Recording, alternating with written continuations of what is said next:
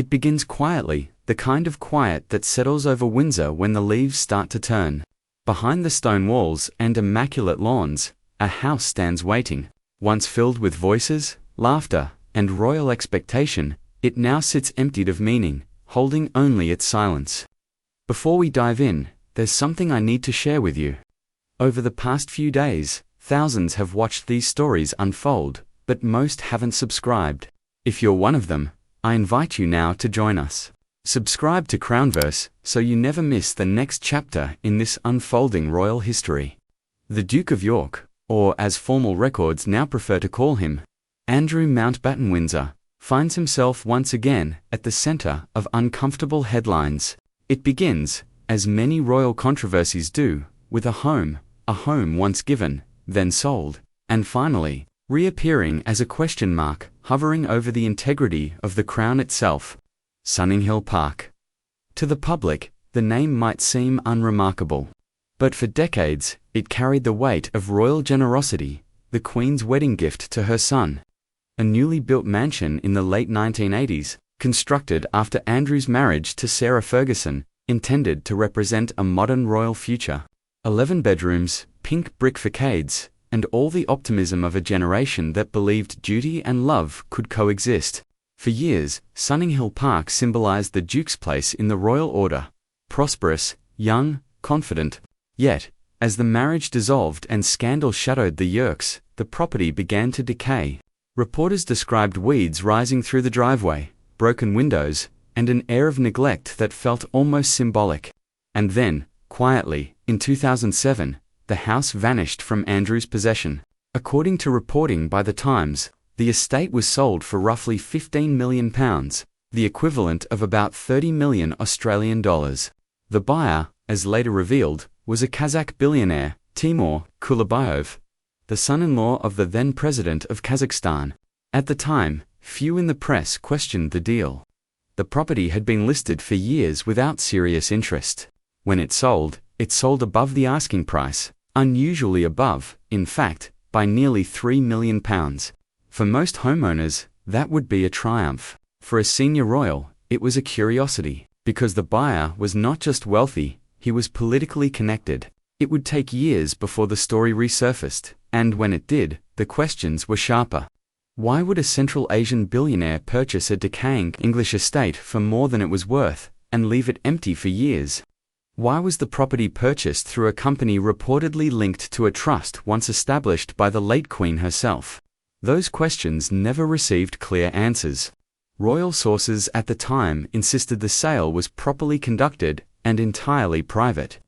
No wrongdoing was alleged, no formal investigation followed. But the perception lingered.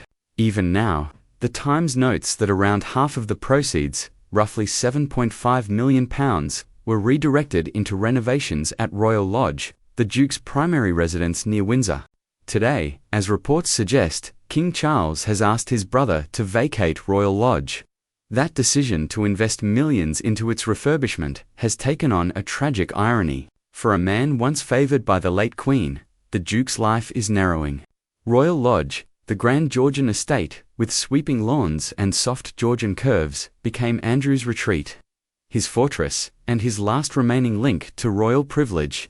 But privilege is fragile. Recent reports confirm that after losing his public duties and the use of his titles, he has been asked to downsize to Frogmore Cottage, once occupied by the Duke and Duchess of Sussex. For Andrew, the symbolism is heavy. A fall from grace, marked not by a headline, but by a change of address. But Sunninghill Park refuses to disappear from the story. Its empty shell, sold for a sum that continues to puzzle financial analysts, stands as both metaphor and evidence, a reminder of the uneasy intersection between monarchy and money. The late Queen, meticulous in her management of royal estates, would have understood the optics. The sale, rooted through corporate structures, would later be cited by critics of the monarchy as proof that the Crown's wealth operates in a shadowed corner of public accountability. And yet, within the palace walls, it was understood differently. Family loyalty, above all.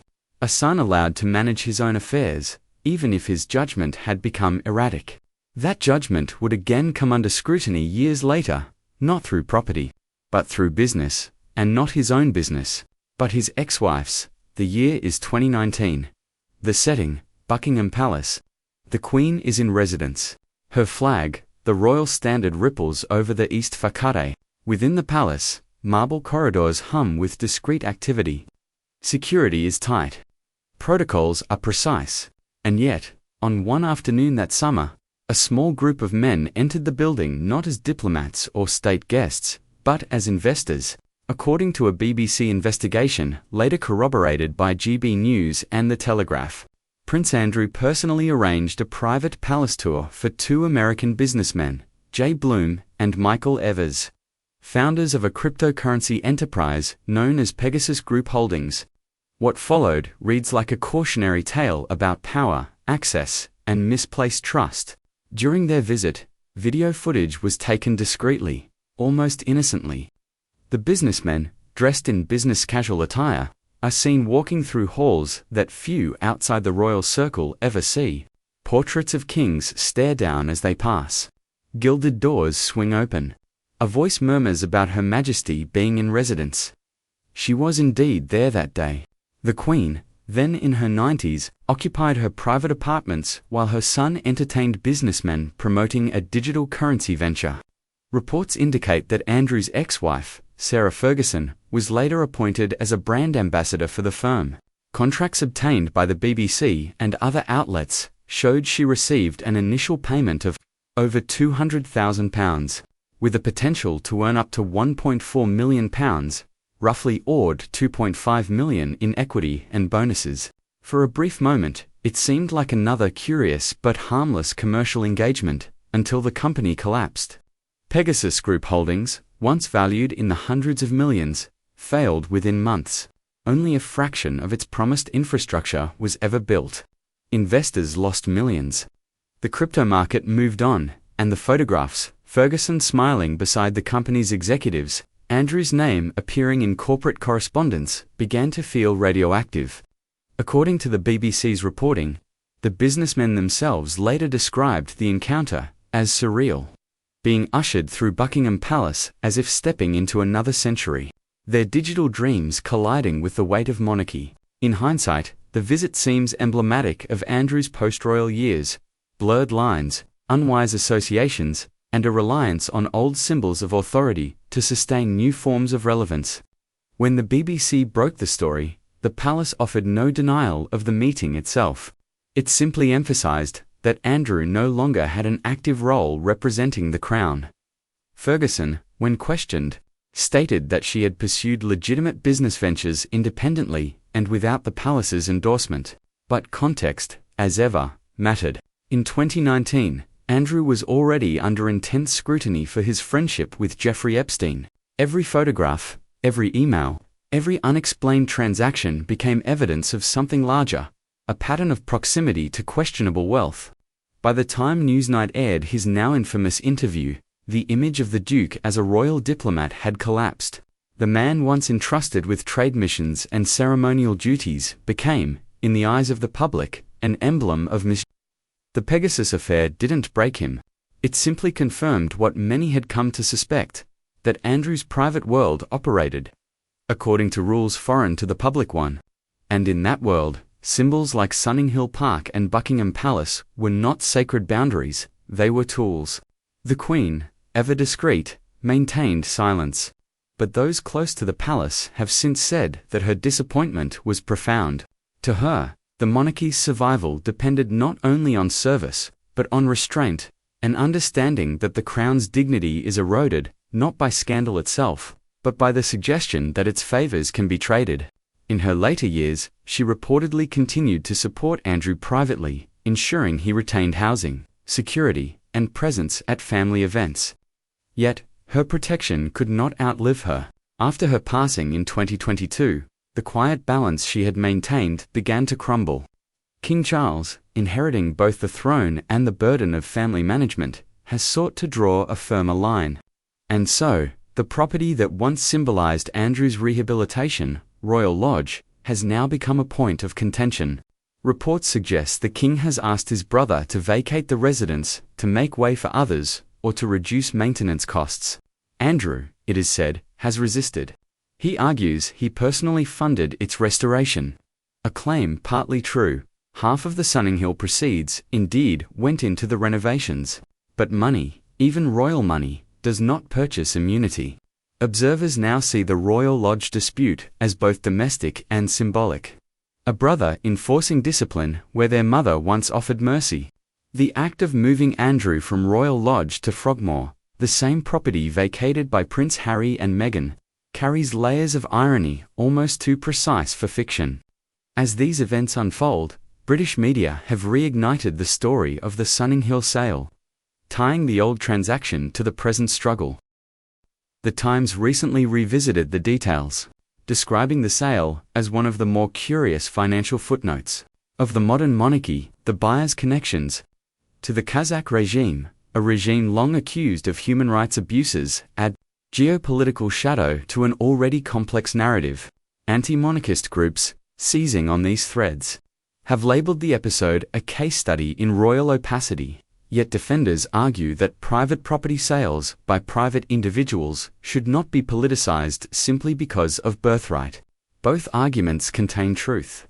The challenge lies in perception, and perception, for a family whose authority rests on moral example, is everything.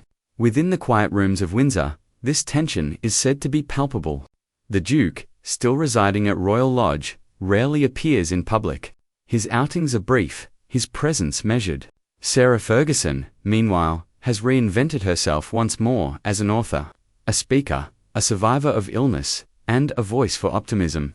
Yet the echoes of their shared past remain. Together, they once stood for a modern, approachable royalty. Young parents waving from balconies, laughing too loudly, bending protocol with charm. Today, they are artifacts of a different era, caught between nostalgia and accountability. Their story of a mansion sold, of a palace tour gone wrong, of fortunes made and lost, mirrors the shifting identity of the monarchy itself. Once, the royals were distant. Their wealth was mythic, unexamined. Now, under the glare of social media and modern journalism, every ledger becomes a litmus test for integrity. When Sunninghill Park was demolished in 2015, its ruins cleared for redevelopment. Some reporters called it the erasure of a scandal. Others called it an end to an embarrassment. Yet the land remembers. Beneath its soil lie foundations poured with optimism, and later, with doubt. Those who drive past its former gates see nothing now but new housing plots and young trees. Yet, for historians of the modern monarchy, Sunninghill remains the ghost that lingers. The first visible crack in Andrew's royal armor. The sale itself may not have broken any laws, but it broke something subtler. Trust. Trust that royal gifts are held not as commodities, but as symbols of continuity. Trust that royal privilege remains tethered to public duty. And so the question becomes, how much of the crown's mystique can survive when transparency demands daylight? Because if Sunninghill Park was the beginning, and the crypto tour, the coda, what lies between them is a decade of erosion. Not of palaces or fortunes, but of credibility. In every monarchy, there are figures who embody its contradictions. In this one, Andrew Mountbatten Windsor has become that figure, a man born into ceremony, now defined by the silence that follows it. He still lives among relics of royal grandeur, portraits, letters, ceremonial uniforms folded neatly in drawers. But outside, the conversation has moved on. The king, pragmatic and future-minded, sees reform as survival. The public, weary but fascinated, watches for signals of accountability, and the Duke of York remains a reminder of how quickly proximity to the throne can become exile from it. At Buckingham Palace, the corridors once walked by, crypto entrepreneurs are again lined with officials, diplomats, and charity patrons. The Queen's flag no longer flies there, but her legacy lingers, one of order, dignity, and quiet endurance.